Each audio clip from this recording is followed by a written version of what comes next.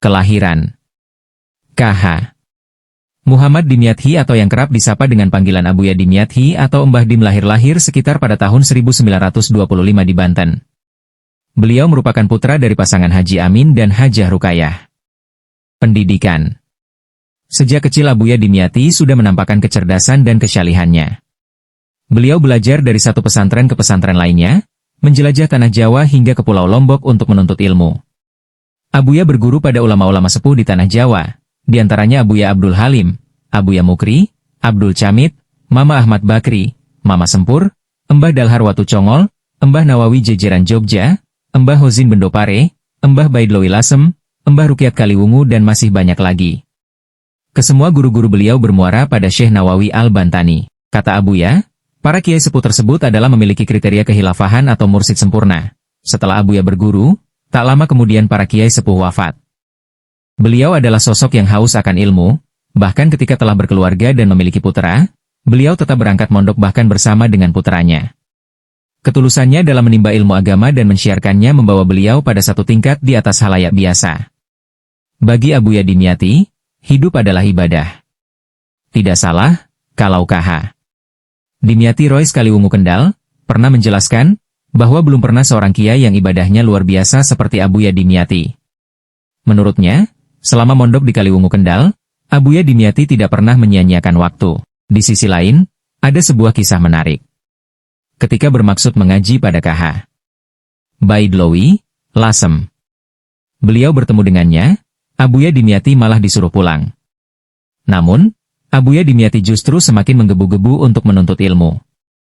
Sampai akhirnya kiai karismatik itu menjawab, saya tidak punya ilmu apa-apa. Sampai pada satu kesempatan, Abuya Dimyati memohon diwarisi tarikah. KH Baidlowi pun menjawab, Mbah Dim, zikir itu sudah termaktub dalam kitab, begitu pula dengan syalawat, silahkan memuat sendiri saja, saya tidak bisa apa-apa, karena tarikah itu adalah sebuah wadzifah, sarana, yang terdiri dari zikir dan syalawat. Jawaban tersebut justru membuat Abuya Dimyati penasaran. Untuk kesekian kalinya dirinya memohon kepada KH Baidlowi. Pada akhirnya, KH Baidlowi menyuruh Abuya untuk sholat istikharah. Setelah melaksanakan sholat tersebut sebanyak 3 kali, akhirnya Abuya mendatangi KH Baidlowi yang kemudian diijazahi tarikah Syadziliyah. Disebutkan dalam satu riwayat, ketika bertemu dengan KH Dalhar Watu Congol Magelang, Abuya Dimyati sempat kaget. Hal ini disebabkan selama 40 hari, Abuya Dimyati tidak pernah ditanya bahkan dipanggil oleh KH Dalhar. Tepat pada hari ke-40, Abuya Dimyati dipanggil Mbah Dalhar. Sampean jauh-jauh datang ke sini mau apa? Tanya Kiai Dalhar. Ditanya begitu Abuya Dimyati pun menjawab, saya mau mondok Kiai. Kemudian Kiai Dalhar pun berkata, perlu sampean ketahui, bahwa di sini tidak ada ilmu, justru ilmu itu sudah ada pada diri sampean. Daripada sampean mondok di sini buang-buang waktu, lebih baik sampean pulang lagi ke Banten, amalkan ilmu yang sudah ada dan syarahi kitab-kitab karangan mbah-mbahmu. Karena kitab tersebut masih perlu diperjelas dan sangat sulit dipahami oleh orang awam. Mendengar jawaban tersebut Abuya Dimyati menjawab, tujuan saya ke sini adalah untuk mengaji, kok saya malah disuruh pulang lagi? Kalau saya disuruh mengarang kitab apa yang mampu saya karang? Kemudian Kiai Dalhar memberi saran, baiklah, kalau sampean mau tetap di sini, saya mohon ajarkanlah ilmu sampean kepada santri-santri yang ada di sini dan sampean jangan punya teman. Kemudian Kiai Dalhar memberi ijazah tarikah Syadziliyah kepada Abuya Dimyati. Ketika mondok di Watu Congol, Abuya Dimyati sudah diminta untuk mengajar oleh Mbah Dalhar. Satu kisah unik ketika Abuya Dimyati datang pertama ke Watu Congol, Mbah Dalhar memberi kabar kepada santri-santrinya, bahwa besok akan datang, kitab banyak. Dan hal ini terbukti mulai saat masih mondok di Watu Congol sampai di tempat beliau mondok lainnya.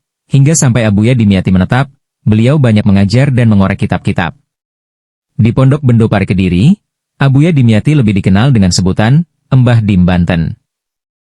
Karena, kewiraiannya di setiap pesantren yang disinggahinya selalu ada peningkatan santri mengaji. Kekuatan hati dan ketekunan beliau akhirnya mengantarkan beliau menjadi seorang ulama besar dan syali serta disegani para ulama di seluruh Nusantara. Karena itu, tidak berlebihan apabila kepopuleran Abuya Dimyati setara dengan Abuya Bustomi, Cisantri, dan Kiai Munfasir, Ciomas. Abuya Dimyati adalah tokoh yang senantiasa menjadi pusat perhatian, yang justru ketika beliau lebih ingin menyedikitkan, bergaul dengan makhluk demi mengisi sebagian besar waktunya dengan ngaji dan bertawajuh ke hadratillah. Mendirikan pesantren. Abuya Dimyati merintis pesantren di Desa Cidahu, Pandeglang, Banten sekitar tahun 1965, dan telah banyak melahirkan ulama-ulama ternama seperti Habib Hasan bin Ja'far Assegaf yang sekarang memimpin Majelis Nurul Mustafa di Jakarta.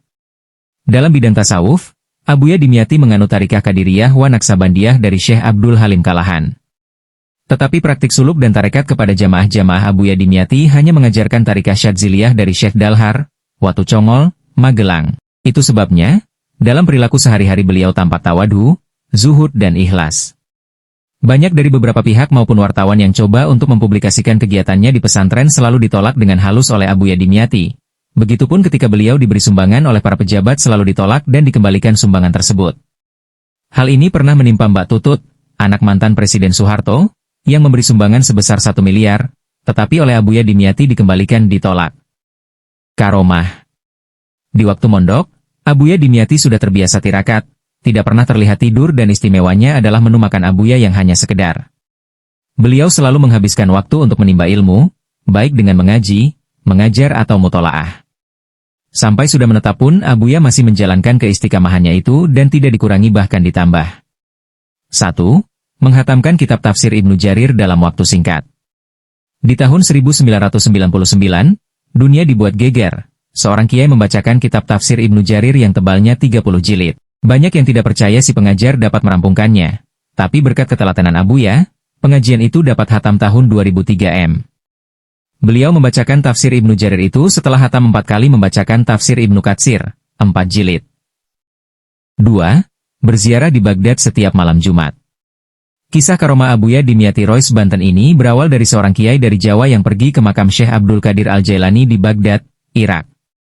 Karena ketika itu, kiai tersebut merasa sangat bangga karena banyak kiai di Indonesia paling jauh mereka ziarah adalah makam Nabi Muhammad SAW. Akan tetapi, dia dapat menziarahi sampai ke makam Syekh Abdul Qadir Al-Jailani. Ketika sampai di makam tersebut, maka penjaga makam bertanya padanya, "Anda dari mana?" Si kiai menjawab, "Dari Indonesia." Maka, penjaganya pun langsung bilang, "Oh, di sini pada setiap malam Jumat ada seorang ulama Indonesia yang kalau datang ziarah hanya duduk saja di depan makam beberapa waktu. Namun, peziarah-peziarah lain akan ikut diam demi menghormati beliau. Setelah beliau mulai membaca Al-Quran, baru para penziarah lain akan meneruskan bacaan mereka sendiri-sendiri." Mendengar hal itu, kiai tadi kaget, dan berniat untuk menunggu sampai malam Jumat agar tahu siapa sebenarnya ulama tersebut.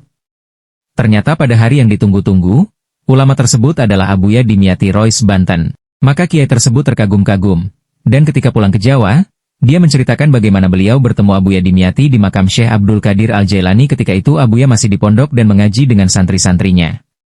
3. Karomah-karomah lain. Cerita-cerita lain tentang karomah Abuya, dituturkan dan membuat kita berdecak kagum. Subhanallah. Misal seperti, masa perjuangan kemerdekaan di mana Abuya di garis terdepan menentang penjajahan. Kisah kereta api yang tiba-tiba berhenti sewaktu akan menabrak Abuya di Surabaya. Kisah angin mamiri diutus membawa surat kepada gurunya, KH. Rukyat, Mbah Ruyat, Kaliwungu Kendal. Ada lagi kisah Abuya bisa membaca pikiran orang. Kisah nyata beberapa orang yang melihat dan bahkan berbincang dengan Abuya di Makkah padahal Abuya telah meninggal dunia. 2. Berziarah di Baghdad setiap malam Jumat. Kisah karomah Abuya Dimyati Rois Banten ini berawal dari seorang kiai dari Jawa yang pergi ke makam Syekh Abdul Qadir Al-Jailani di Baghdad, Irak. Karena ketika itu, kiai tersebut merasa sangat bangga karena banyak kiai di Indonesia paling jauh mereka ziarah adalah makam Nabi Muhammad SAW. Akan tetapi, dia dapat menziarahi sampai ke makam Syekh Abdul Qadir Al-Jailani. Ketika sampai di makam tersebut, maka penjaga makam bertanya padanya, "Anda dari mana?" Si kiai menjawab, "Dari Indonesia." Maka, penjaganya pun langsung bilang, "Oh, di sini pada setiap malam Jumat ada seorang ulama Indonesia yang kalau datang ziarah hanya duduk saja di depan makam beberapa waktu. Namun, peziarah-peziarah lain akan ikut diam demi menghormati beliau. Setelah beliau mulai membaca Al-Quran, baru para penziarah lain akan meneruskan bacaan mereka sendiri-sendiri." Mendengar hal itu, kiai tadi kaget, dan berniat untuk menunggu sampai malam Jumat agar tahu siapa sebenarnya ulama tersebut. Ternyata pada hari yang ditunggu-tunggu, ulama tersebut adalah Abuya Dimyati Rois Banten. Maka kiai tersebut terkagum-kagum, dan ketika pulang ke Jawa, Dia menceritakan bagaimana beliau bertemu Abuya Dimyati di makam Syekh Abdul Qadir Al-Jailani ketika itu Abuya masih di pondok dan mengaji dengan santri-santrinya. 3. Karomah-karomah lain. Cerita-cerita lain tentang karomah Abuya dituturkan dan membuat kita berdecak kagum. Subhanallah. Misal seperti masa perjuangan kemerdekaan di mana Abuya di garis terdepan menentang penjajahan.